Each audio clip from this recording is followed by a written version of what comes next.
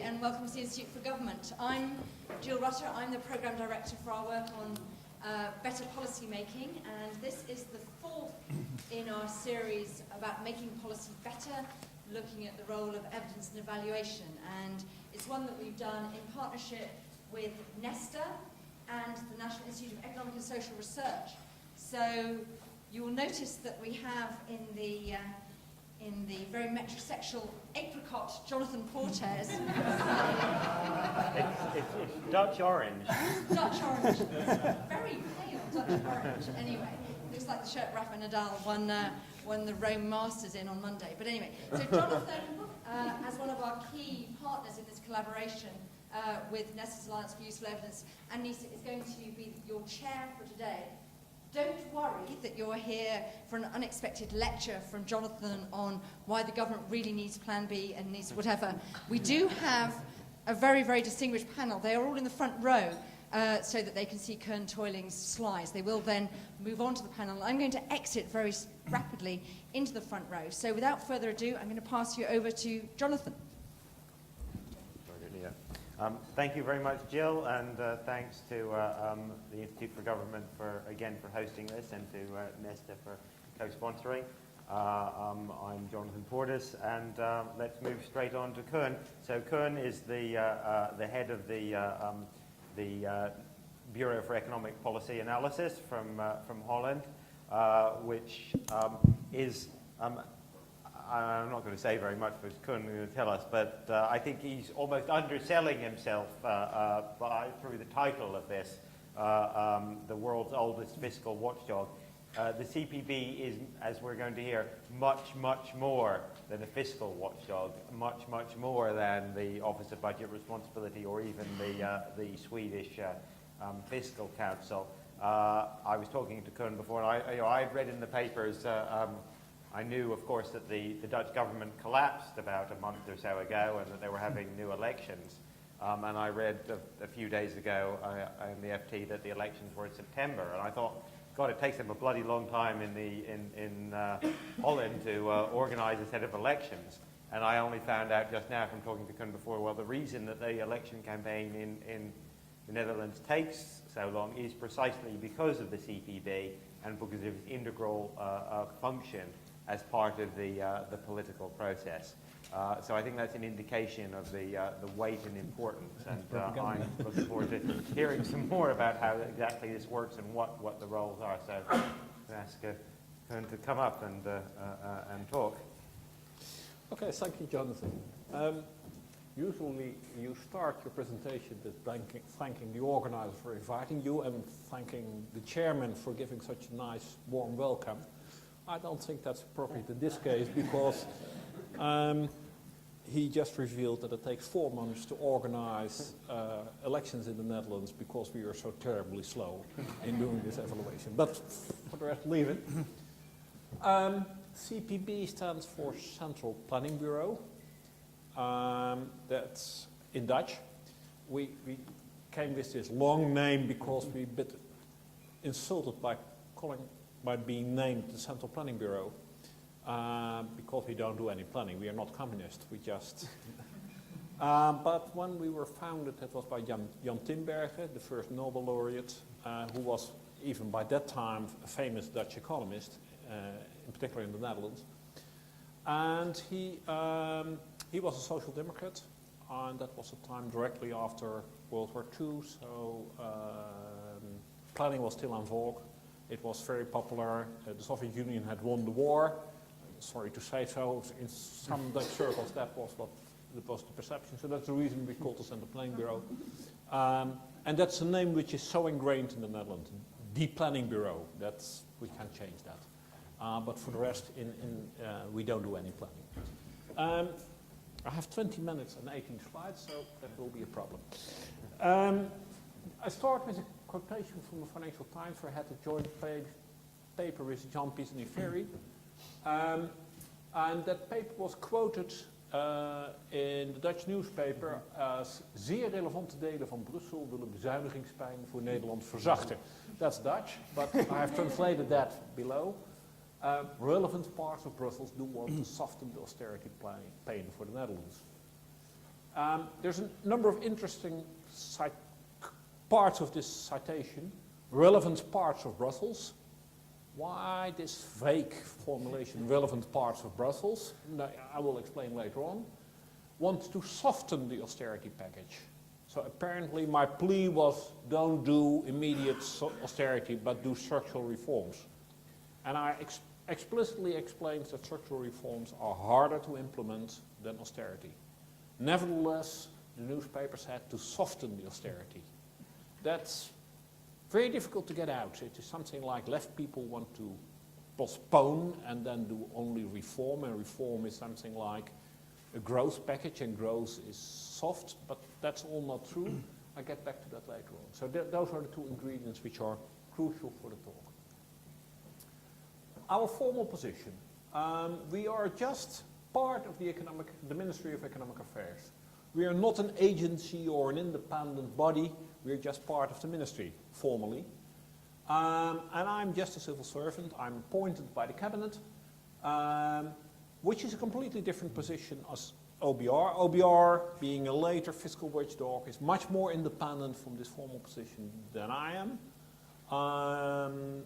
Robert must correct me if I'm wrong, but basically he is appointed by the government, but it would be inconceivable that he was appointed if not the opposition party. If the opposition party says we don't want Robert Schoot, then he wouldn't have been appointed. That's not the case in the Netherlands. In the Netherlands, the government decides, which is a potential danger. Our staff is 100 to 150 people, depends a bit on whether it's pre-austerity or after austerity, which is much bigger than OBR is. We are large, we're about the largest in the world. I think only the CBO in the United States has something like comparable size. And I explained that basically we combine tasks which are here done by OBR, IFS and NITR, I think, what I know of it. And we also had a somewhat broader remit, and I will make a plea that that's very useful. Our reputation and the rules of conduct that we obey. Our reputation is enormous. The Planning Bureau, say something, is a headline in the newspapers. I guess that's about the same in OBR, wouldn't be surprised. But we are generally in the country accepted as an independent source of information. We are day-to-day in the press. We do the evaluation of election platforms. So that's the reason that it takes so long to organize elections in the Netherlands. So next couple of months, in 2 weeks, political parties will submit their election program to us. We do the evaluation and we come up with that evaluation August 27. We publish it, and it is a major event in the media. I don't know whether it has much impact on the election outcome, but anyway, it will be widely cited. We work also for opposition parties, which is something strange. So we are, first we work for the government, we're independent, we do the macro forecast and we write about that, and that's an independent statement. But we also work for opposition parties. So, for example, an opposition party comes in and asks, so if we raise the retirement age in that and that way, what would be the impact on the budget deficit and the sustainability gap? We do that, and we do that confidential.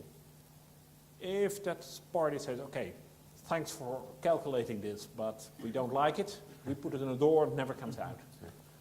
If the party likes it, then we publish it. And if the party says it doesn't like, but nevertheless cites our calculation, then we publish the calculation, because we don't want that anybody cites our work without other people being able to check the way we have come to our conclusions. So that's the way we do that. And that works, it enhances our credibility. The opposition uses our numbers frequently to say, government, you say this and this and this, but the Central Planning Bureau says that and that and that. And then, no, what comes out of that depends, but that helps a lot. A recent innovation is that Parliament can also ask us questions. so they can ask us to evaluate a certain type of thing. We are free to turn down, not to turn down the request. That's important because if we don't do that, within minutes we have zillions of requests by all kinds of parties just meant to hinder the government. And that's not very useful for getting a better debate. So that's what the reason I say it may be dangerous. But nevertheless, it helps also to enhance our reputation as being independent. We do the macro forecasts. In my 6-year term till so far, I never had any pressure on me to change our forecast. I don't know what's your experience, but generally they just accept what they do. So there was a very important forecast. We just said, we wait till CPB says whatever they expect, and I had never any attempt to interfere with our forecasting process. We do a lot of policy analysis, also not macro, but just, for example, cost-benefit analysis. Come to that later on. We try to be ahead of the policy debate. As soon as political parties get their position stated publicly, it's very difficult for us to say this party is right or this party is wrong. And so we try to be ahead of that debate, and as soon as political parties have engraved positions, then we leave it like that and stay out of the debate. And very important, we leave convincing voters of whatever policy to political parties. You must be very keen, so that's their industry. And if you get involved in that, that's killing. Sometimes we are asked to be arbitrator in a debate. We do that only on explicit request. And for example, there was a debate between the Minister of Finance and the Ministry of Education on the cost of daycare, childcare, and then and the effect of childcare on labour supply. Now, we come up with a report, but that type of things, when there is really a budgetary discussion, whether the expenditure makes sense, yes or no, we only do that when we're explicitly asked for it, just to avoid being seen as something who intervenes in debates on our own initiative. Even then, there are regular attempts to influence our stance, not so much the numbers, but for example, we've characterized the recent evolution in the European Union as being muddling through the euro crisis. Obviously, the government didn't like the word muddling through. They wanted that we have overcome the crisis. This was 3 months ago. By now, we are happy that we resisted the temptation to change our wording. That happens by ministers, by the Prime Minister, by individual ministers, or by the civil servants. There are dangerous types of civil servants. I must be careful in this audience, but they do that on their behalf of their political bosses, but also on their own behalf, partly because part of their human capital is that they know how our model works, and so they don't like us to change our model because then they can use that to their knowledge to advise their minister. That knowledge also leads to gaming. There's frequently questions whether political parties game our models. It happens every now and then. But for sure, the civil servants, in particular the Minister of Finance, they know exactly how those things work. They study them even better than I do, because I sometimes think that they're nonsense, but they think they're very serious. So they know exactly how they work. So it was one of the reasons that the government set up its package for consolidation 3 months ago, the way they did it. There's a lot of indirect taxation, so replacing direct taxation by indirect taxation, because in our model that worked out well. I'm not sure that I believe our model in that sense. So then you're very sensitive to this type of thing. So those are important questions. So being independent poses demands on our corporate culture. It's deeply ingrained in all our employees. If somebody puts pressure to change things, then that's not, well, people are very annoyed, and it puts pressure on the director. Being director is a tough job. Robert can confirm that. The election cycle. So part of the evaluation of election platform is deeply embedded in the budgetary cycle over the 4-year period. An election cycle, just this case, starts with a midterm forecast for the next 4 years. And we take unchanged policy, we calculate what will be the expected effect, obviously expected because there's a lot of uncertainty in a 4-year period, the expected effect on the deficit and on state debt and all the like. And we also analyze the implications for aging and sustainability of the deficit. Given the fact that all countries in Europe face this aging problem, we are not in a steady state. We are clearly out steady state. We get this big wave of people born directly after World War II retiring now, and it puts a large pressure on the public finances for the next decade, and we make an explicit calculation of that thing, and that plays a very important role. Then there is this advisory group of fiscal policy made up of civil servants, which is a very strange thing, because they give the political parties an advice on what should be the target for the deficit in the next period. And that advice has a huge impact on what political parties will write down in their election platform. So it says, let's say, we must get the budget deficit back to 0 in 2017. That would be a reasonable guess that advisory group is going to say. I'm a member of that advisory group, but there's no press among the audience, so I can just say here what it is. And then political parties will take that as a point of reference. Maybe an extremely left-wing party or an extremely right-wing party may deviate from it. Most parties just observe this target. Then, given those targets, political parties come up with an election platform, which we analyze. So I get to that later on. Then there's elections. And after the elections, there will be negotiations on new coalition. And those negotiations, they start with our evaluation of the election platform. So a couple of parties sit together, try to form a new coalition.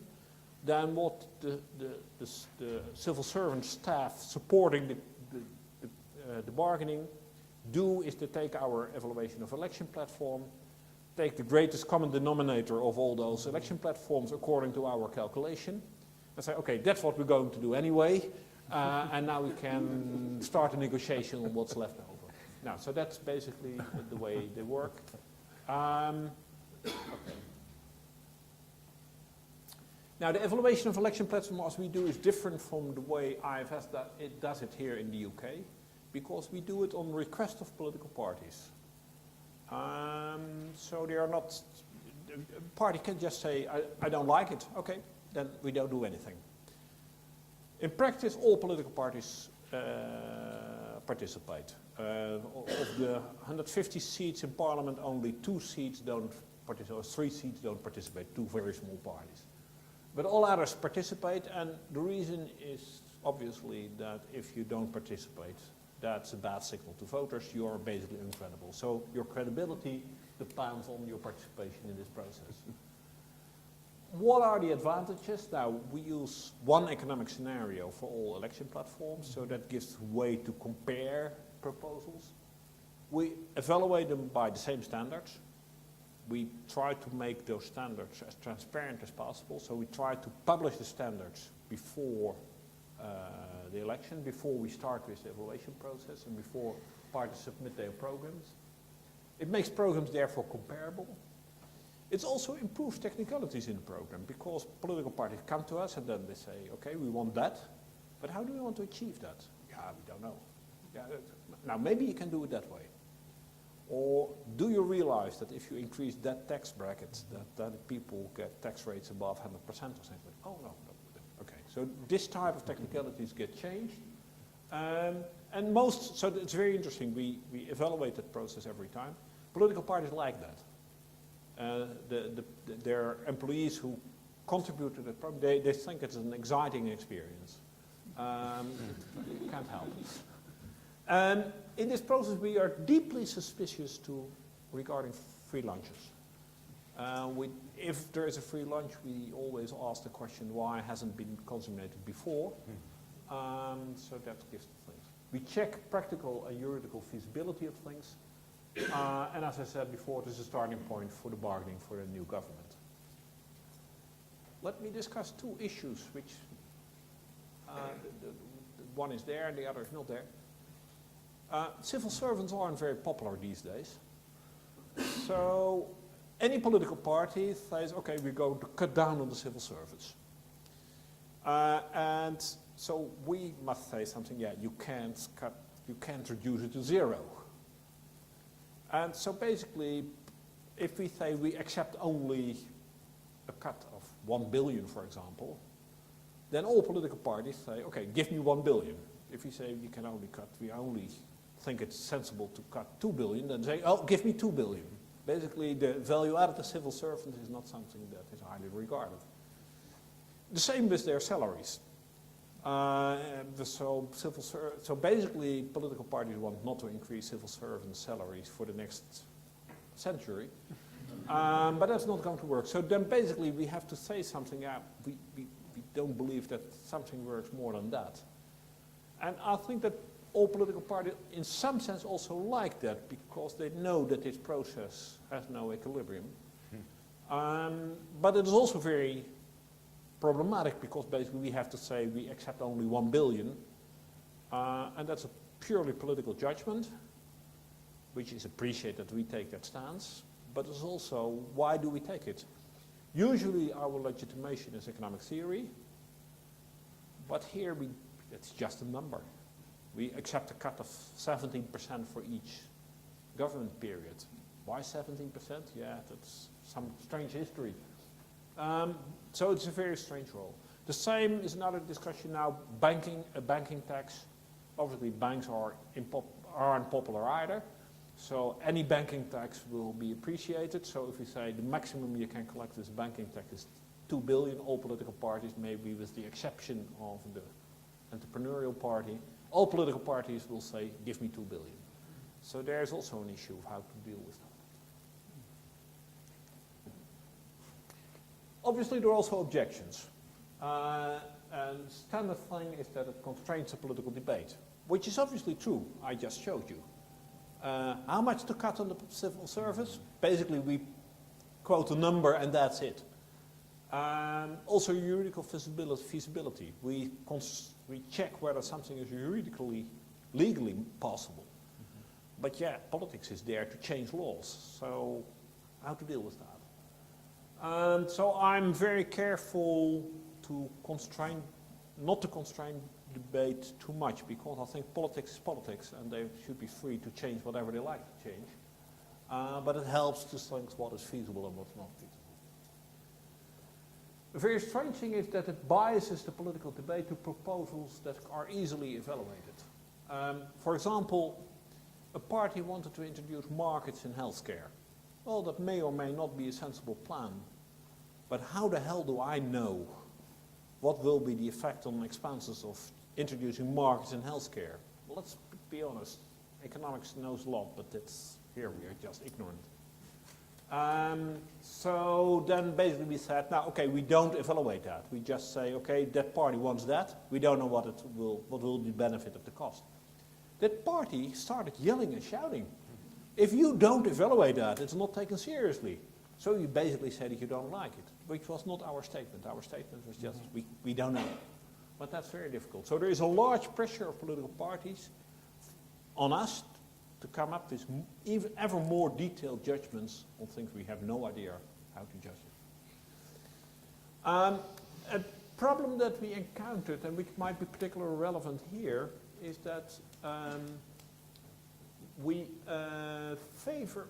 our setup tends to favor, let's say the old setup, where we basically only evaluated the effects during the next election cycle, favors short-run Keynesian effects above the effect of structural reforms. Because many structural reforms take 4 to 10 years before they have their effect. So if you have some implementation period, it is beyond the next election date. So we gradually moved away from the Keynesian effects, put less attention to them in our presentation, and put more attention on the structural effects. just because we think it is important that political parties, as I said, reform is more difficult than austerity. So we try to put incentives, because that's the strange way. Our evaluation of election platforms puts incentives for political parties, because the way we evaluate provides them incentives to come up with certain plans. We try to make it up such that structural reforms get their chance. And that's basically, it fits in with our experience in the 80s, where we had a big fiscal crisis. And the only way out of the fiscal crisis was benefiting from structural reforms, but that took at least two election cycles. That structural reform thing also provides the arguments why I think that a broad remit is very important. The long history of CPB in the Netherlands makes that feasible. We are involved in debates which are much broader than just whether the budget deficit is 2 or 3%. We have been involved in the 70s in a huge debate whether wages are too high in the Netherlands. And so basically that was the era of trade union radicalism. Wages were far too high, and CPB helped a lot in convincing everybody that that was unsustainable. And the same, we do a lot of cost-benefit. We started cost-benefit analysis because there was a lot of waste of money on building railways. And gradually we convinced people that really that is not a good model. So this basically is that we are in a process of reassessing the role of the macro model. There's two lines. One is this micro versus macro type thing. So we put more attention on micro, partial equilibrium models. So cost-benefit analysis, for example, is cutting out all the general equilibrium and only focus on what is in a particular market relevant. Evaluation of education policies, that's also the same type of thing. And we put much more attention to those partial equilibrium models in the most recent evaluation of the election platforms. Our current macro model has also, so the other thing is critic on, or hesitations on how the macro model works, which are inherent to the macro model. We think it's insufficiently flexible. So how to deal with financial crisis? Most macro models basically eliminate the whole financial sector. And we want to be more flexible in getting that back. Large macro models, as we have large simultaneity bias in the estimation of their equations. Their empirical underpinning is therefore not always as strong as we would like to. In many cases, they lost linkage to the scientific literature, which does VAR models, very simple type things, which is a global phenomenon. Also, IMF and OECD face that problem. The recent trend of DSGE models, they are even more inflexible because you have all to do that rational expectations thing. So I would like to go to Bayesian VARs, which is a line of evolution that we are currently exploring. We have to wait and see what comes out of that. I was very much appreciated Romer's recent evaluation that was part of what she wrote for the recent, the spring meeting of the IMF. And that is, well, basically fiscal policy, really Keynesian effects. So I made fun of it a bit, but they are very important. So in the short run, they are very important. And the other important conclusion, in the long run, we are not all that. We have to take care of the budget constraint. So that's the type of complicated trade-off we face. Implications for policy, now, those are obvious. You have to find a balance between short-run austerity and long-run budget constraints. Now, the recent Dutch experience in that respect. We are AAA, one of the few countries AAA in Europe. Low interest rates, a huge balance of payment surplus comparable to that of Germany. And despite a huge fiscal consolidation agreed upon in 2010, the deficit in 2030 is expected to rise to 4.6%. And so basically the government made a large plea for austerity, additional austerity, that first thing in the Financial Times was basically, don't do too much austerity in 2013, take structural reforms, do structural reforms. Impact on public policy, 0. So basically here the fiscal watchdog role has changed, apparently. It is not, in the Netherlands at least, it is not saying you have to do austerity. It is maybe you do too much austerity and too little structural reforms. Well, I think the reasons are simple. That is excess commitment of politicians to European norms, which in the end, now Brussels starts saying, please don't do so much austerity in the Netherlands in 2013. The bad experience in the Netherlands with the Keynesian policies in the 70s and the 80s. And I think also the inadequacy of the discipline. Our advice to politicians, you should postpone consolidation. But why, if I have to postpone today, why should I do it tomorrow? So any politician starts being worried, and I think that's correct. So we have to solve that problem. Now, for the benefit of time. Lessons. Yeah, I skipped that part a bit, but structural reform, in most cases, is a substitute for consolidation. And that has to do with the fact that both government debt and market distortions are both claims on future generations. If you have a system where you have a limited amount of cap licenses in London, I don't know whether you have that, it doesn't seem so. And they're valuable because they basically allow you to cash rents from the limited supply of caps. Then by selling them, basically, you capture all the rents that are assigned to all future generations. So basically, the market distortion, the net discounted value of that is assigned to the current generation. And abolishing that basically is a transfer from current generation to future generation, just as is reducing government debt. So I think those things are very much substitutes, and that makes it very important for fiscal watchdogs to point out that trade-off. We have a very important one that is mortgage deduction. We have an extensive system of mortgage deduction that pushes up house prices, basically because house prices now capture the net discounted value, present discounted value of all future mortgage deduction. So if we abolish mortgage deduction, even if we do the balanced budget, that's going to make current generations poorer because their house is lower in value and future generations richer. Nevertheless, it's a good policy. Now, this type of things are very important, so I think that fiscal watchdogs should enter the debate on structural reforms. That automatically brings you to a broad remit. Scope of activity should not be limited to fiscal policies alone. I think we should contribute to a broader understanding of trade-off in society. That's different from your mandate and also different from your preferences, but IFS takes that part of your job. And you know that job part.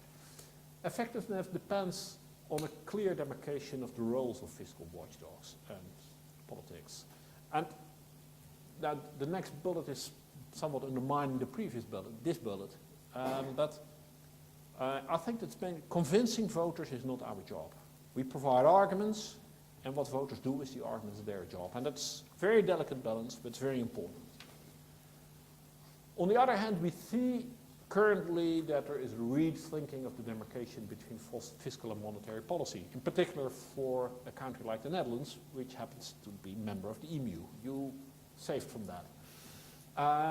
The demarcation between fiscal and monetary policy is between politics and technocracy, and we are rearranging tasks towards technocrats. That's the process we are in Europe anyway, by transferring authority to Brussels, which is basically a technocrat business and not a political business.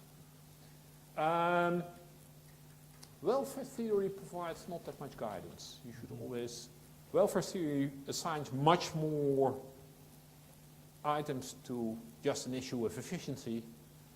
Politics thinks many issues we think is just efficiency as being highly political, so be careful on that. The final thing, reputation of quality is crucial. Building it takes time, and maintaining it takes effort. So our legitimation in the end is the economic discipline. So be careful that what we do is grounded in what economic science has to tell. And then the final thing, which was in the newspaper this morning, I understood, close ties to the government, using their data, there is a trade-off. The more your data process is aligned to the budgetary process, the more policy relevant is your work. And inevitably, that undermines a bit of your independence. Thank you very much.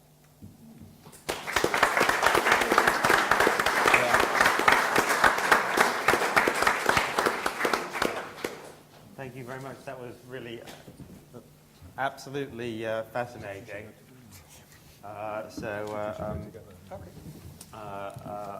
Without any further ado, from me, I'm going to hand straight over to our panelists, and starting with Robert Choate.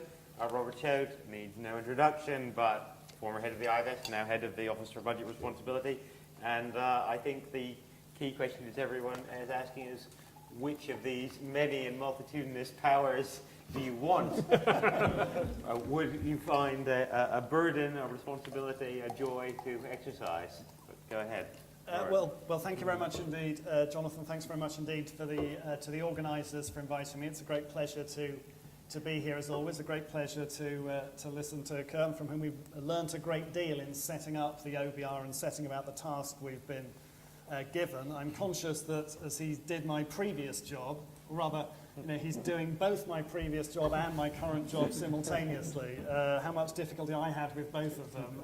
I'm very impressed that he was not looking more worried than he is. I have 100 by people. having to yes, that's true, you have 100 people. What I thought I would do is just say, for those of you who don't know, very briefly what jobs we've been given and what we haven't, and then maybe just to pick up a few of the points that Koen made in his presentation and reflect on those.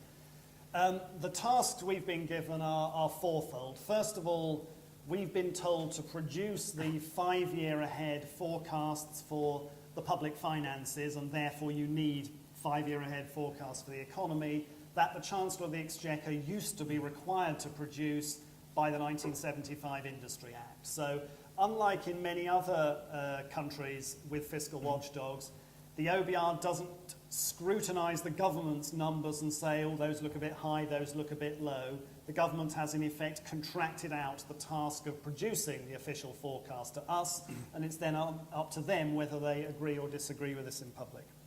We then, second role, use those forecasts to assess whether the government is on course to hit the fiscal targets that it has set itself. We scrutinise the Treasury's estimates of how much particular tax and welfare spending policies will cost or raise, and we say in public whether we think that those are the right numbers, in which case we'll use them in our forecasts, or whether we think they're wrong, in which case we'll use our own alternative ones.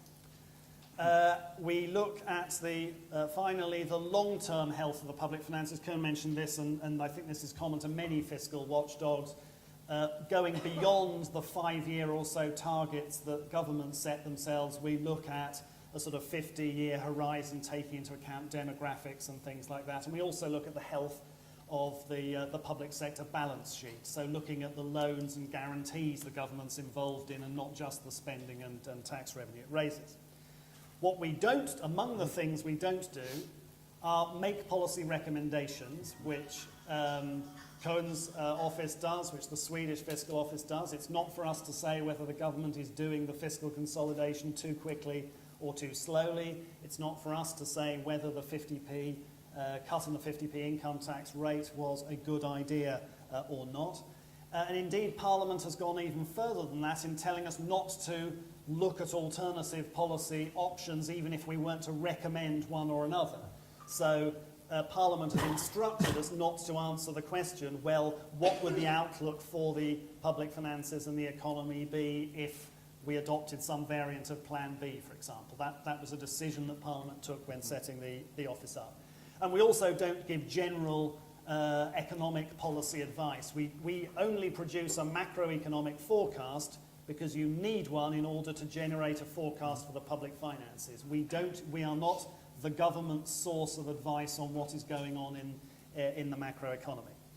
So there's some similarities and differences there with what the CPB is doing. I guess the points that struck me from what Colm was saying is, first, it seems clear to me that there is no one-size-fits-all model for these fiscal watchdogs. There are good reasons why these things differ significantly from country to country. Partly it will be a reflection of the problem that had been identified and that the body was created to solve or to ameliorate. So the OBR was created primarily out of a sense that people did not trust ministerial forecasts and assessments of the public finances. So our remit is skewed, as it were, to reflect that.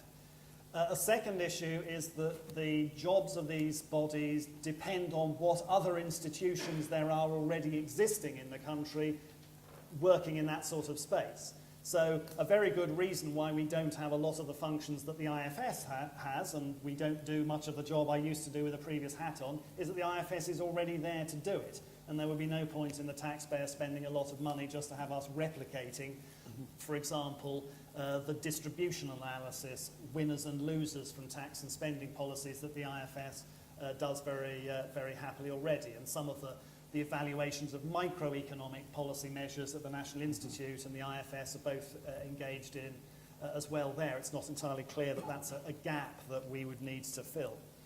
A third issue is the system of government, and in particular the role of Parliament. The Congressional Budget Office has a very different role and structure from us, because Congress plays a very different role in the budget process. In this country, for example, the administration, the government at the time, pretty much gets the budget that it wants. There's much more of a negotiating process between Congress and the administration in the US. We also have a very powerful finance ministry relative to spending ministries, which wouldn't be true in some other countries.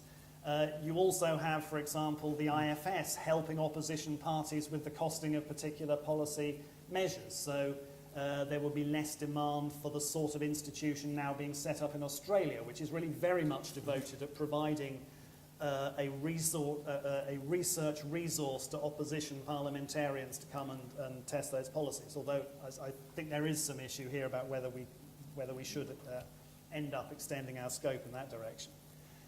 A second point that I was struck very much by from one of Colm's early slides is that you don't need formal safeguards for independence to deliver a reputation for independence, but you really need quite a long history of having delivered on that for that to be something to realistically expect. And you've had 45 years or more to be building that sort of reputation. Similarly, the IFS has built a reputation for political even-handedness over many years. I think for newly created institutions in different countries that don't have a history of this, there's much more need for something that's embedded in legislation, for example, entitling you to a particular level of access to information from within government and ensuring that ministers can't fire the members of the Fiscal Council at whim and that sort of thing.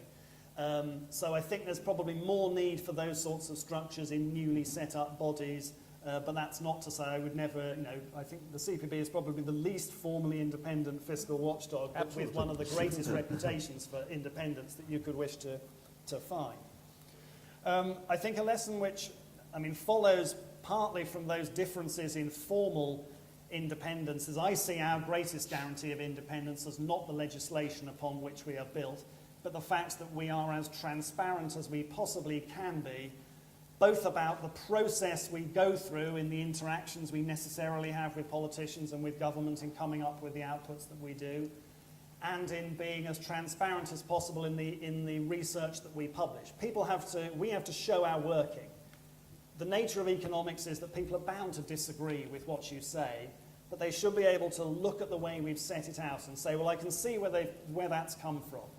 And one of the great advantages, I think, of doing the job I'm doing now versus the one I was trying to do at the IFS is that we have this entitlement to information from, in particular, HMRC, DWP on a lot of the tax receipt flows and spending flows that enable us to pull together a truly comprehensive forecast for the public finances, whereas with the previous hat on, if we said to government we think those forecasts look a bit go-y to us, they could say, ah yes, but we have lots of privileged information that you don't have, so buzz off. That defence is now no longer available in the same way. I think the notion of helping opposition parties and scrutinising the work of opposition parties is an interesting one, and it was a very live area of debate when the OBR was set up in the first place. As I say, we've been instructed not to evaluate alternative policies, to evaluate opposition policies, and we have a perfectly friendly, informal engagement with the opposition, but not that sort of formal role. You could argue that because the IFS is doing that to a considerable degree anyway, maybe there's not a need for that to the same degree. I think it would, for many of the reasons that Kern has described, actually be good for the parties, good for public debate, good for democracy, if there was that broader role. And certainly the experience of the IFS was that helped cement the IFS's reputation for independence and even-handedness, not undermining it. That said, I can entirely understand when we were created why parliamentarians were reluctant about that. Partly because we would have been thrown straight into the debate about which is right, Plan A or Plan B, which, as I say, Parliament has told us not to answer that question. If they'd told us to answer it, I'm sure we would have given a less unequivocal answer than many people would have liked. It's a difficult question, notwithstanding the very strongly held views on both sides. And so I think it's understandable that people would want to see the OBR establish its reputation and its impartiality and its integrity in a narrow remit before extending it in that potentially politically contentious way. But I do think it's something that when the role of the OBR is reviewed after its first 5 years, I think Parliament should have another look at again. I would draw a distinction, though, between two aspects of different policies. The sort of question, is Plan A or Plan B right, is a very difficult question, but it's not a colossally labour-intensive question. We wouldn't need to be a much larger organisation in order to have a stab at answering that. That's very different from, should we provide the resource to allow any opposition party to come to us with some wheeze for changing the taxation of insurance companies or the precise structure of bits of the welfare system. If you want to give an institution the responsibility of responding to requests across that broad policy area, you have two choices. One of which is that you have to make it a very large organisation of the scale of the CPB, the Congressional Budget Office, the Korean Office, which I think are probably the three largest budget watchdogs. Or the government has to be willing to allow HMRC and DWP's resources to be used for that, and to us to play, as it were, a kind of gatekeeper and scrutineer role. When we are scrutinising whether the 50p rate cut is going to raise as much as the government says it is, we don't have all the micro expertise ourselves to do that. We talk to HMRC, we interrogate their analysis and come up with answers that way. So if you were to extend the role of the OBR into that sort of opposition policy costing area, it wouldn't just be a decision for whether we should have our powers extended somewhat. It would have to be a decision about whether you really want the existing organs of government to have a much more important role there. And historically, opposition parties have had some entitlement to that sort of help from within government, but have been very reluctant to use it. They've always much preferred to come to the IFS because they think they'll get a freer exchange, and that maybe there's some lingering concern that ministers or SPADs will get to hear about it if it's being done within a department. So when the coalition agreement was being put together, or the coalition discussions were underway, fortunately we had looked over both the Tory and the Lib Dem plans, and we were asked at that time to provide some assistance in helping to pull that together. But in an ideal world, maybe that should be happening within the public space. There were various other bits on that. I could go on about the relative merits of DSGE models and Bayesian VARs, partly out of ignorance and partly out of sparing everybody. Yes, I will come to that in questions if anybody would like to. Thanks very much, Robert. And interesting to hear your views on the opposition programme question in particular. We move straight on to Kevin Collins, formerly Chief Executive of Tower Hamlets and now head of the Education Endowment Foundation, which in one particular area of policy is an independent body charged with both with devising or inviting proposals for programs and for evaluating and publishing the results. And I'm sure Kevin will tell us about it.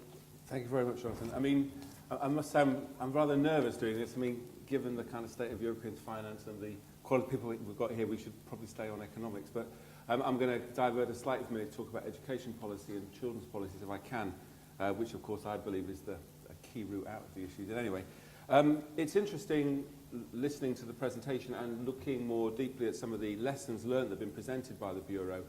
Just so I can say who we are and what I do, interestingly, a miracle really, given the economic circumstances, about a year ago, the government decided to endow £125 million with an independent charity, a new charity called the Education Endowment Foundation.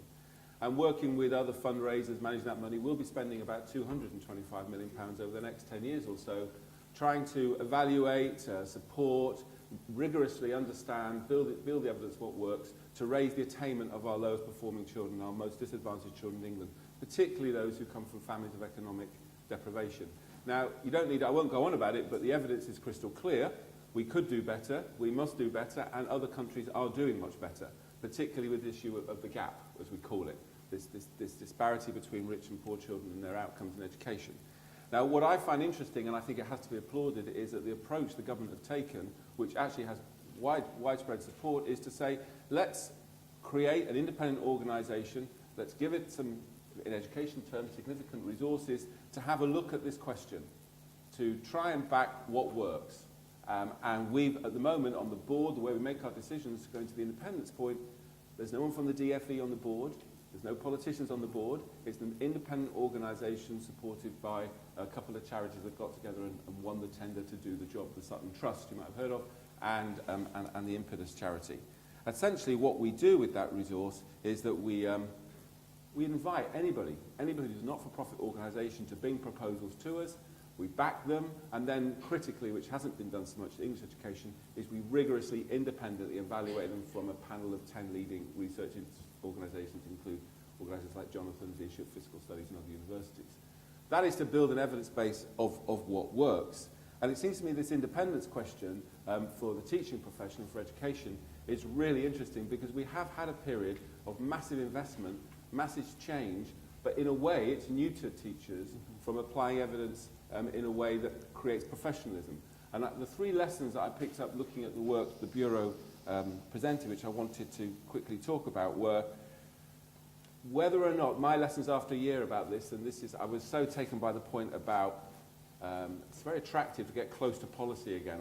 Before Tower Hamlets, I was working in the government, and people want to talk to you again in central government, which is interesting after Tower Hamlets. But anyway, you get close to policy again, but you can see the danger of that straight away.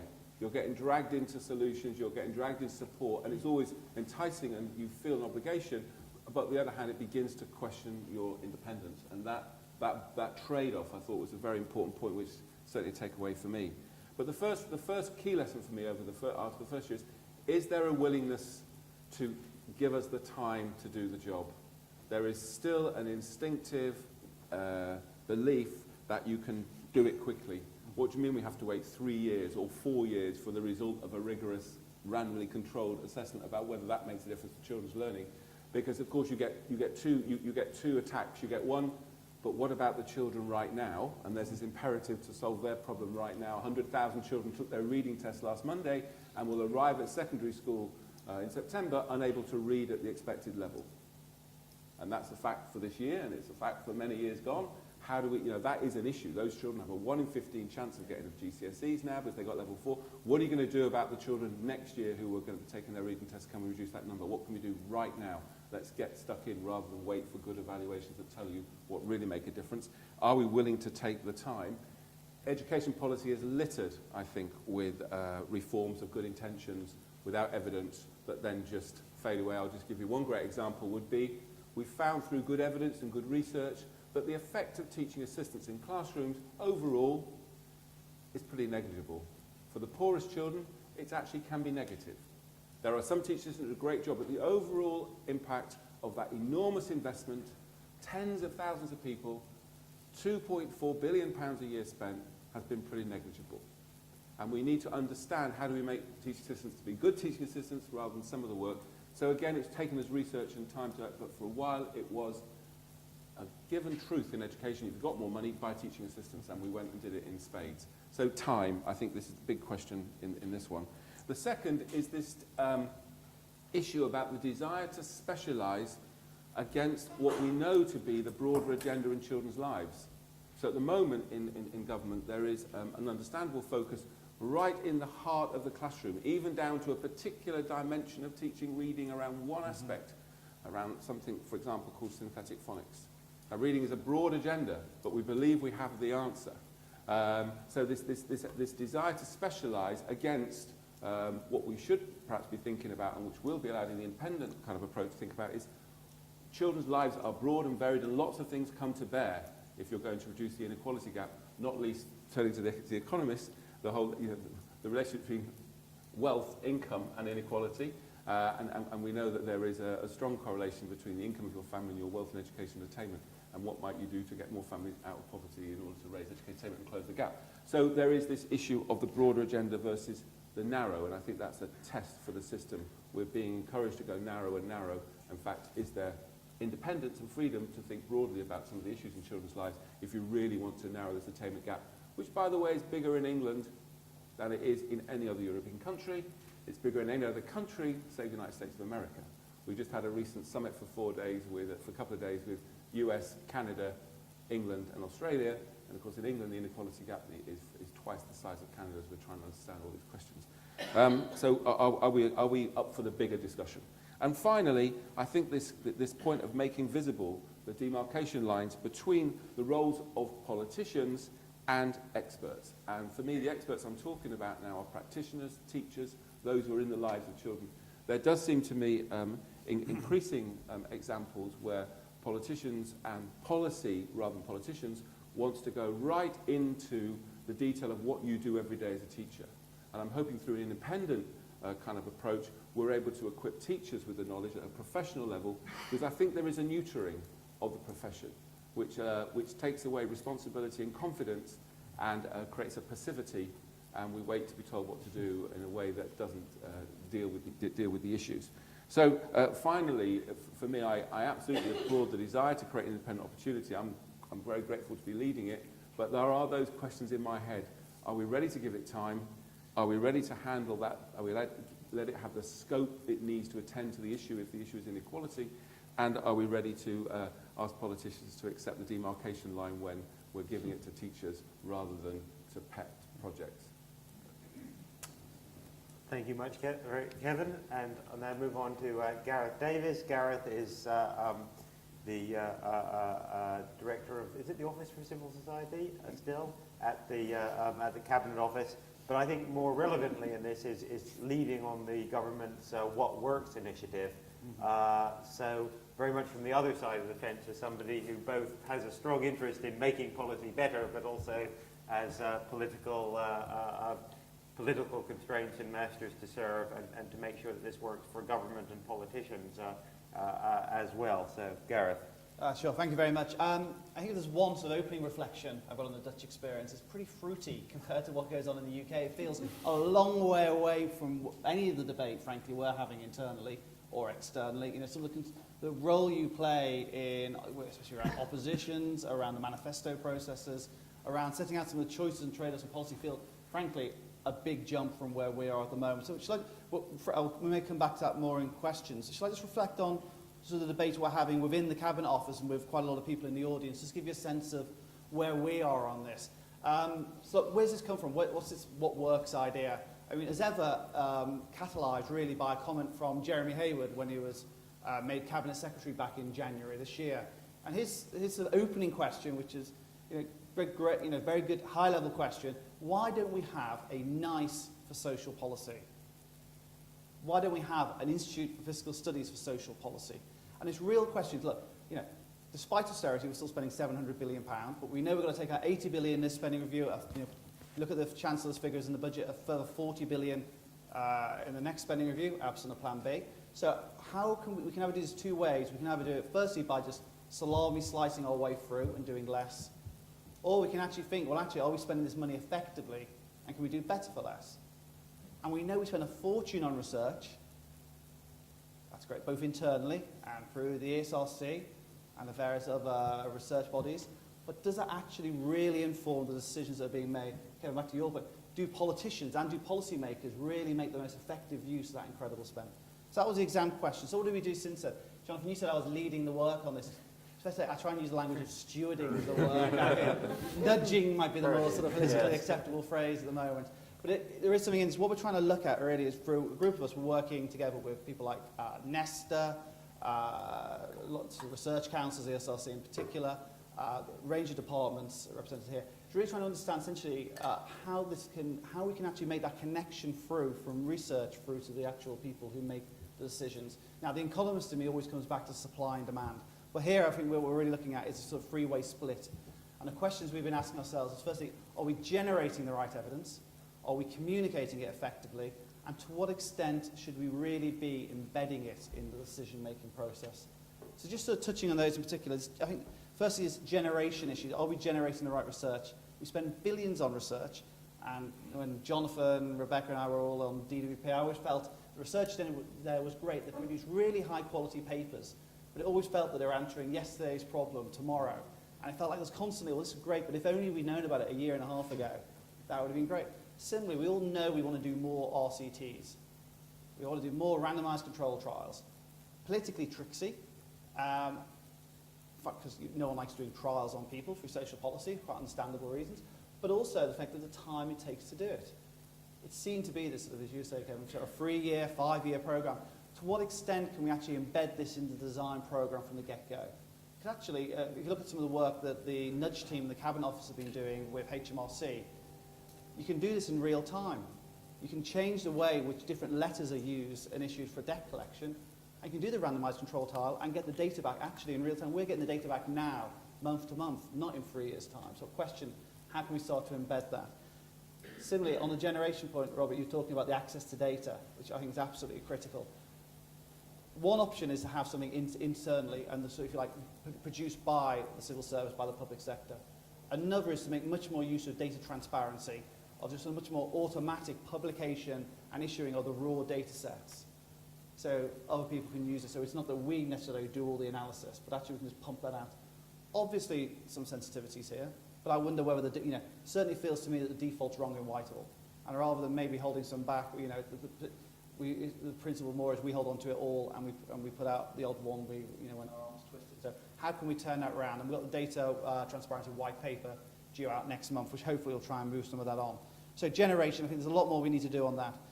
Secondly, around communication. Again, there'll be small pockets of people in this, if you like, in the magic circles who'll know about the evidence on what works. I'm really struck on education. There's lots of evidence around class sizes we were talking about before. That frankly, within reasonably wide parameters, class sizes are pretty much a wash. Similarly, if you're saying teaching assistants, that's a pretty, it's a wash at best. Often people don't know this.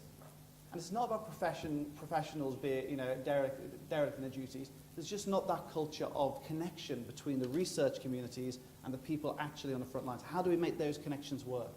Coming back to my DWP experience, I was always really taken how frontline officials, obviously often very poorly paid frontline officials in Job Centre Plus, had an intuitive sense of what worked. They knew the best way to get people back to work was through, frankly, a bit of poking, work-focused interviews, and getting them back into the first job and then doing training.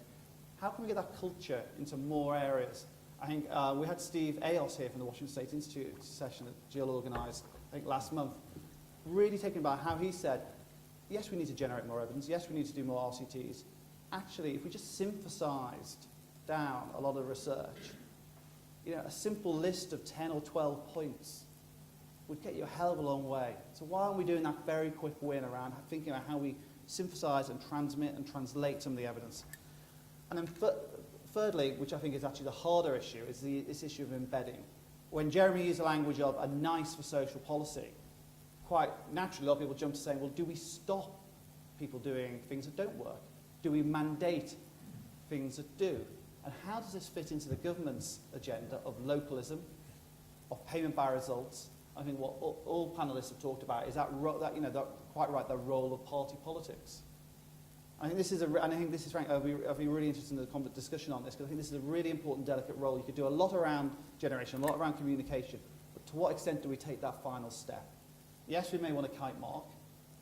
Yes, we may say, we may have sort of gold standards, silver standards. I think there's ways in which you can get that out there. I personally hesitate on this embedding, because I think there's a real danger that we look at what works. One, we're often jump over what the objective is, what the work means. Jonathan and I had a great debate about incapacity benefit reform back in the mid-2000s. I think this was when John Hutton was Secretary of State. There was a real frustration because he felt, I want to do mandated work, I want to do more work-focused interviews. And there's a debate, Jonathan, Rebecca, around saying, well, does this work? And we went around a quite torturous debate, and what I'd failed to pick out is there's a difference between what we as analysts meant work, as in more people back into work, and what John Hutton meant, quite I think fairly, was to say, no, works means showing that the people are doing something in receipt of their benefit. We are doing something to help them and help the taxpayer show there's a positive process. And we're often too implicit about the work bit of what works. I think also we've got to recognise we don't always know.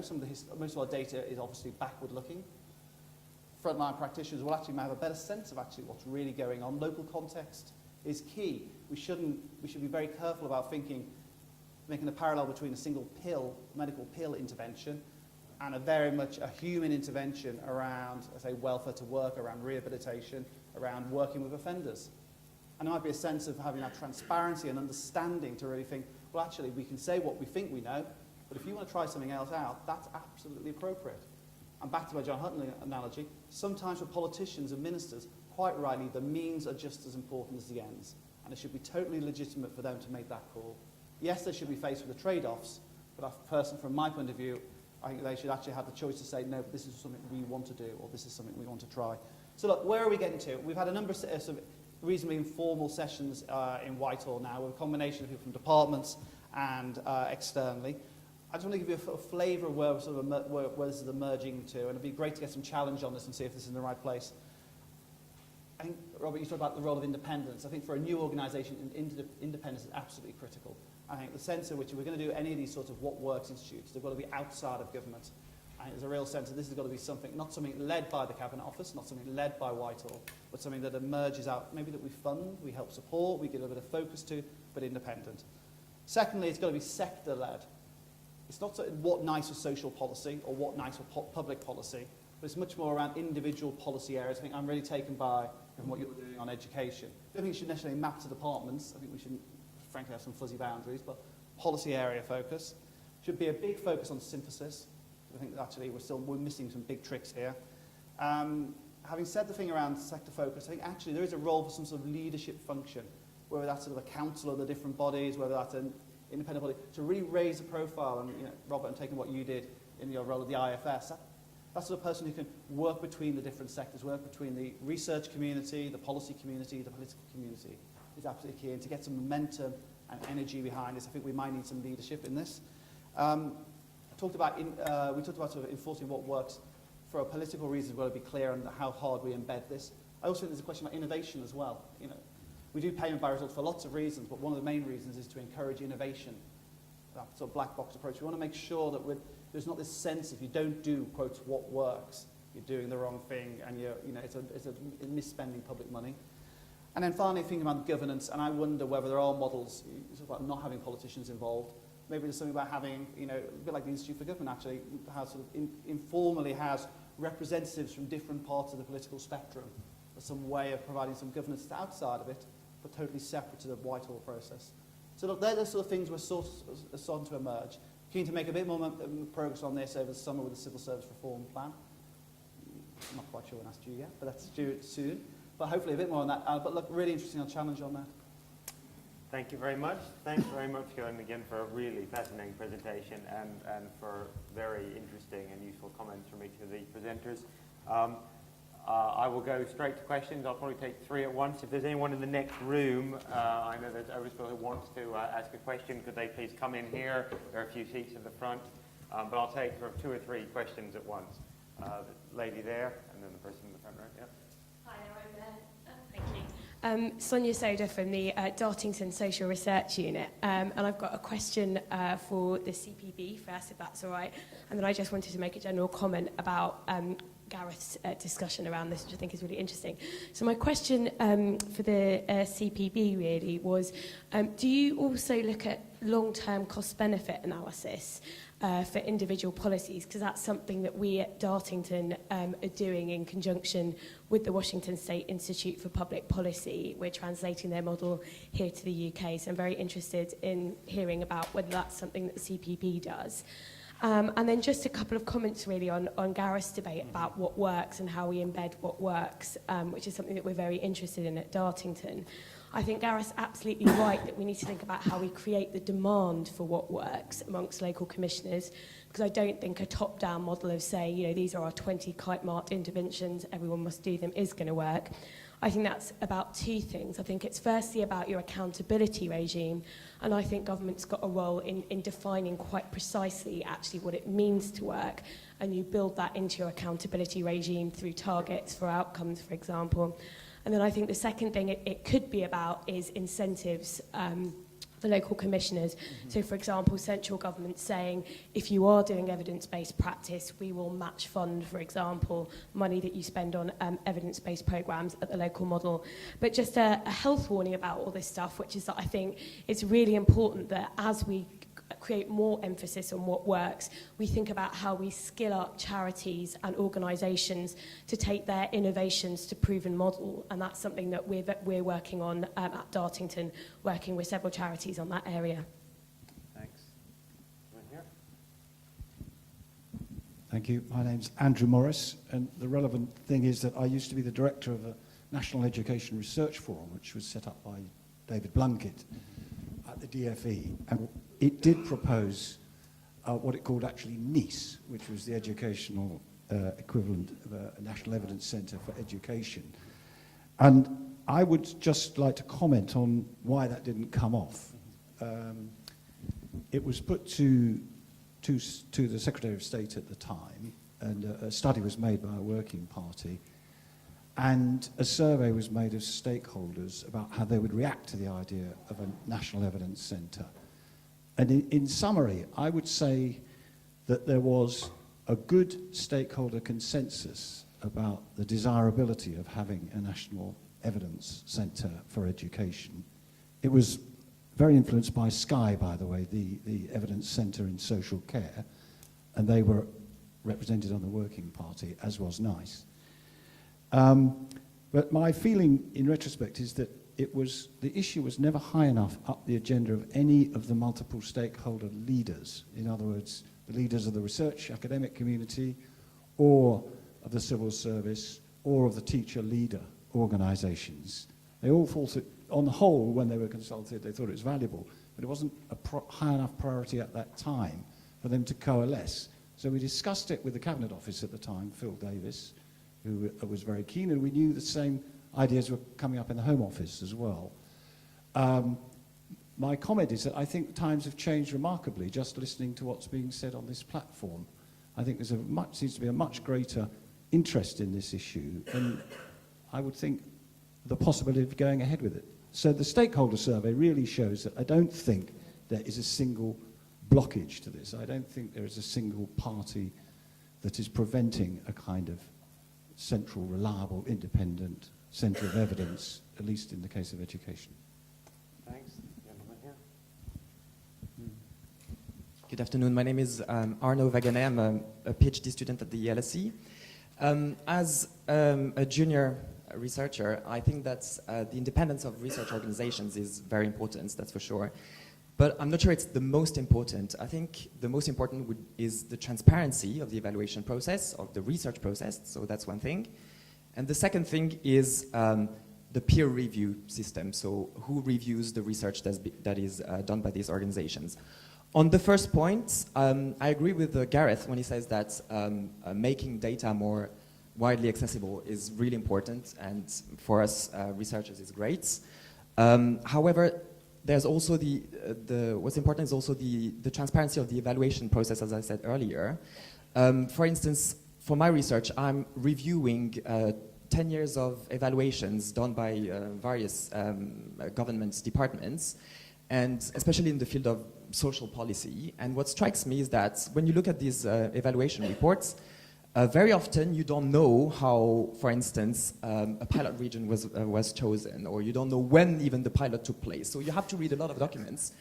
And these decisions are not explicit when you read so do you think, so even if the design of these studies is very good, you know, if it's not transparent, it's not very credible.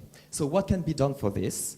And on the peer review mechanism or systems, after the accident in Fukushima in Japan, someone, I think it was in the French government or in the German government or maybe at the European Commission, suggested that the nuclear power plants be, in France for instance, be audited by German experts and vice versa. Well, I don't know if this happened in the end, but for instance, if you look at the proposal, the Commission, I think the European Commission suggested that the budgets of the member states or the member states of the EMU also be not audited but should be reviewed by the European Commission. So what do you think of this? Thanks. I'll ask for reactions from the panel. Turning first to Karen, the question on cost-benefit. I mean, I think you answered the DULU long-term cost-benefit analysis by pointing to the trains.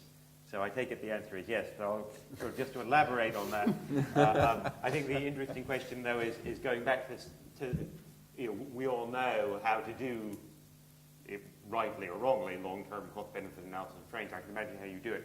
Whether you actually do try and do these long-term cost-benefit analyses in terms of the sorts of social policy, education policy issues that Sonia and Kevin were talking about, early reading programs or whatever, which is much more difficult and much more contentious. And then on the transparency issue, I think that's quite interested actually on your response to that. I mean, it's one thing saying, well, we've got a macro model and, you know, if you cut the deficit by 1%, it takes 0.2% off growth, and, you know, everyone knows the issues about that. But if you're, we were talking about employment protection legislation, when you publish your evaluation of that, will it be peer reviewed in the same sense that an academic publication would be? Is there a risk that, you know, the 2 or 3 analysts who happen to be working on it are the ones who somehow determine the direction of the debate on that particular issue, when actually the academic community is quite divided about it?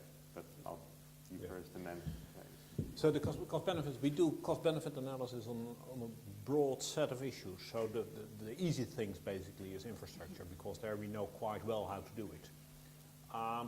And all those, so our research programs on that are basically geared towards the evaluation of election platforms, because people come up with all kind of proposals, and we want to have our cost-benefit analysis prepared for evaluating those proposals.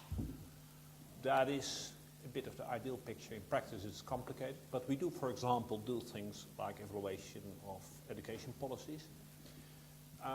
And there we do things which are suggested here, not only that we do it ourselves, because that's a lot of work, but we also provide synopsis of what comes out of the literature. So, for example, the debate on class size and teaching assistants, it's well known from the literature that class size, the effect of class size is very limited at best. So, and I hope that helped in avoiding putting a lot of money in class size. And the same for healthcare. So we provide synopsis, and that's it. And then, so here's one interesting example, just to give also the caveats there. We had the idea that we prepare basically a report where we do evaluation of all kind of education policies based on what is known in the literature. And one of the things that came out of it, that if you have more accountability at schools, then it's better. Now, more accountability doesn't cost that much. So here we have a free lunch. So all political, oh no, sorry, it was different. It was performance pay for teachers. That's right. And there was some evidence, though debatable, that that would be better. So there was a free lunch. All political parties put it free lunch in their program, obviously, because you collect money without having. But obviously, trade union is against it. It's a standard mechanism. So as soon as the government was there are all kind of problems, and halfway they had to find money, so they basically stopped the program on performance pay. So there you see that it is very difficult, and I think that points to a number of issues that were raised here on this side. You need time. The time consistency of policy is very important, and that is very hard to handle, in particular political parties. You need accountability, and you need to have cost-benefit analysis or evaluation, which is the one is basically ex ante and the other is ex post, to be embedded in the policy process. So we tried in vain to be involved in the legislation process to make sure that new institutions were set up in such a way that you could start evaluation right away. So start immediately. It's very difficult to achieve. Basically, there are a lot of players that want to avoid evaluation. Evaluation is dangerous, even for the people who evaluate, because outcomes are often quite surprising. I like the idea of a go-between. So what we tried indeed to be a go-between between science and policymakers. And then the peer review, that is very important. As I said, our legitimation is in the end that we provide policy advice backed from scientific, so basically in our case from economic discipline. And so we must be very careful that we evaluate the standards of our work, and we have a number of processes for that. One is that if we do such an evaluation, so a report with evaluations on all kind of education policies, we discuss that with so we have an internal quality check, but also we discussed it with leading scientists on those issues in the field. So we would be very hesitant to publish such an evaluation if we don't have an agreement among the major education professors in the Netherlands, because you know that you get killed first, and also it's ridiculous that if the one scientist says that and the other scientist says that, it's very difficult. So we try to be as transparent as possible how we come to our conclusions. We try to communicate to the scientific community and to be receptive to their commands. And we have every 5 years an evaluation committee made up of international scientists. We just evaluate the general practice and our procedures for the bureau. So the last one was chaired by Martin Helwig, and Rachel Griffith was one of the members of the committee. Richard Blundell was in one of the committee's procedures. So that's the type of evaluations that we set up. Any of you want to react to any of them? There's just a couple of points. I think a couple of people have raised the how do you keep this, politicians interested and the time issue. I think that really is a challenge, not least because one of the most important pieces of information you can get out of a long and rigorous evaluation is whether the apparent effect this thing has in the short term decays away to nothing over the longer term. And that, there's no substitute, unfortunately, for waiting that length of time. And that's possibly, particularly if a politician gets sight of something that's working at a short time horizon, the last thing they may want to know is whether it's all going to decay away in the longer time horizon. I'll just add one Hutton anecdote as we brought those up, is that he was commenting on one IFS evaluation of, I forget which policy it was, and he, in some TV interview, he expressed exasperation and said, well, they may say that, but I've spoken to people who've been involved in this, and they say it's going very well. So he wasn't hero of the hour at the time for that. The transparency and peer review points, I think, very important. I mean, we try to make use of academic panel, particularly about the methodology that we're doing. Obviously, in terms of particular forecasts and analysis, it's real time, and you're dealing often with policies that are not yet announced. And there's one basic rule. As soon as you get in a political debate, there's always a professor for the one side of the debate and a professor for the other. So that's inevitable, but nevertheless you can monitor whether your procedures are understandable. That's important.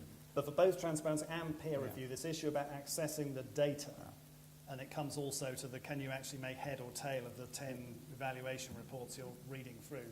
That's not easy in some areas. I mean, as soon as the discs went missing, when we were at the IFS, our ability to get any data at DWP without being in an armed compound to read it became became very difficult. Anonymised taxpayer data would obviously be very useful to researchers in evaluating those sort of things, but in particular areas you don't have a particularly large sample of taxpayers affected, so that gets difficult as well. I mean, just two reflections. I mean, one on data. In terms of the English education system, you'll all be aware that we are absolutely awash with data. In fact, we have one of the best data sets in the world. So you go to other countries and they're envious of this data set of children over a long period of time, the National Pupil Database, unique numbers. We don't use it very well, that's in terms of this. I just want to look at it from another lens point. What kind of professionals working in the public sector do we need, in the public policy area, do we need to kind of improve what we do? And I think there's an interesting line between the kind of teachers that refer to and reflect on and inquire about evidence. You'll see a strong link between our successful schools as places of inquiry. So there's a pipeline here that takes you from grand institutions which are independent and generate evidence, but this point about putting it to work and mobilizing that knowledge so you change the way teachers teach is really important, because we do have a passivity. I was struck recently in Shanghai where teachers are teaching not a full timetable. They're having time every week to actually review and research lessons, and they're publishing papers and all the rest of it. So there's a whole pipeline here about what kind of professionals are going to create better public services, and it seems to me that there is a link here between the kind of evidence we build and synthesize, and I can't overestimate the value of the synthesis of evidence. Our toolkit has gone down unbelievably well, and it's just a simple kind of witch guide about education research, all the way down to seeing teachers change the culture of the profession, a bit like medicine, in a way where you actually use research on a daily basis to solve that child's problem. And that must be part of this conversation as well, I think. Yeah, can I just come on to this point around, I think Sonia and Andrew said, around how do we embed this? And I think this is a classic one. There's lots of it, we could probably go back over the last 10, 20 years of different people coming at this agenda in slightly different ways. So there's probably a legacy of institutions dotted around the country trying to do this. So how do we really embed this in? I think the key question for me is, who is the customer in all of this? A lot of our conversation has come back to sort of ministers and policymakers. I don't think, I'm not the customer for it. I actually think the real customer, as you're saying, is often frontline professionals. It may be, in terms of accountability, if you look at schools, it might be parents, with far more parent power in the system. It could be school academy chains. You can just think there's quite a different range of people who could be the customer for this work in this new landscape of public services.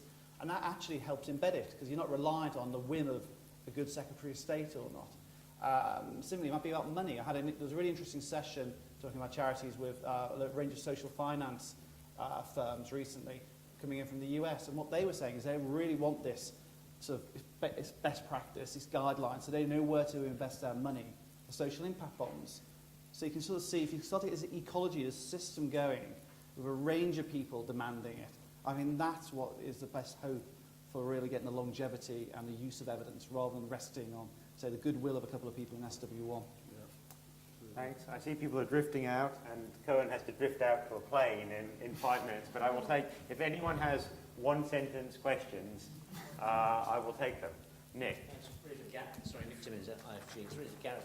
Have you looked at the US experience of this? You mentioned randomised controlled trials. Yeah. So it's a while since I looked at this. They did a load of them in the States around welfare and work and that sort of stuff. And it seemed to me it had absolutely no impact on policy whatsoever. Partly because they took one hell of a long time to do. Yeah. Partly because the world was changing while they were happening, so you weren't really sure about the answer at the end of it. But what did work rather well was, because of the federal system, just waivers for states to do things differently and evaluating it as you went along. Yeah. So it's almost action research. You got an answer a lot quicker and a big impact, and it doesn't have the purity of RCTs, but it's a damn sight more effective. Yeah, no, I think that's a very fair point. Sorry, I think that's a very fair point. There's a danger we see RCTs as, say, this 5-year process. I think so evaluating as you go or embedding the generation of research is absolutely key, critical. Can I ask a question about the other policymakers call the Commission in Brussels, and the practice there where impact assessments usually arrive 6 months after the DGs have settled what the policy is, and what are you folks doing to try and improve where 60% of the policy is made? That's true here as well. I would have one more question there, very quickly. Yeah, just wanted. My name is David Gott from the Epicenter Institute of Education in London, and there's been a lot of suggestions, and I'm really supportive of them, about how we can make better use of research in policy and practice. But actually, we just need to study this a bit more as well. In health, there is more studying of this process. In social policy, there's very little done. The ESRC is concerned about impact, is investing a lot about encouraging impactive studies, but they're not investing very much on this issue of from research to use. And I think it's a central issue in terms of societal resource and societal decision making, a central new kind of discipline that we need to invest in as a community. Thanks. And I will hand over to Koen for the last word before. Okay, so two issues. I was surprised in the education system. It's indeed a culture issue. So we know that teacher quality is a very important ingredient for outcome. And teacher quality, teacher quality. The colleagues know each other's quality, no problem. It's very difficult to manage that because it's just an internal hierarchy in the school. But you can use exam results with key econometrics to make that very objective. So this type of things, I think we can do a lot to help install a culture where performance, maybe not necessarily pay, but clarity about performance of individual teachers is provided to school heads who then can take action on that. And I think there's more an issue of clarity sometimes than it is an issue of really not knowing. Regarding the European Commission, I don't know exactly, it's very interesting. They will become more powerful.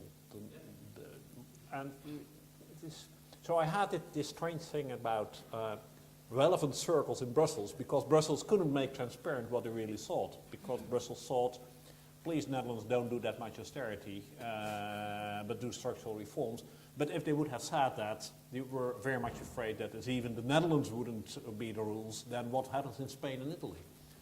But by and large, maybe Brussels can do more than we think now. Okay, I'm going to wind up because if people are drifting away and Koen has taken place. I just want to say thank you very much indeed to Koen, especially for coming here to talk, which is absolutely fascinating and really quite a lot to chew on for the UK, and to the rest of our panel, Robert and Kevin and Gareth, all stimulating and interesting as always. Thank you very much.